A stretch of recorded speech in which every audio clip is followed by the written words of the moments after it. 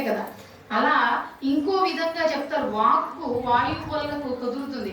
రాజహంసల కూతల వల్ల ఆ ఊపిరితో వాక్కు కుదిరి వేదవాక్కులు ఈ హంస ద్వంద్వం వెలువడుతుంది. అంటే వేదాలు వల్లిస్తాయి అన్నమాట. అందుకని అష్టాదశ విద్యలు పరిణత, విద్యా పరిణతి, వాళ్ళ వల్లే అష్టాదశ విద్యలు వచ్చేయని చెప్పే విధంగా ఆదిశంకరాచార్య వారు ఈ శ్లోకంలో అత్యద్భుతంగా వర్ణిస్తారు. ఇటువంటి అనాథ చక్రానికి ఒక పోగు విశుద్ధి చక్రం. విశుద్ధౌ తే శుద్ధ స్ఫటిక విశదం వ్యోమజనకం శివం సేవే దేవీమపి శివ సమానం వ్యవసితాం యయో వాంఛాయాంత్యా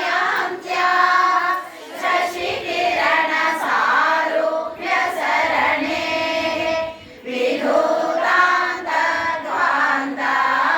విలసతి చకోరీవ జగతి.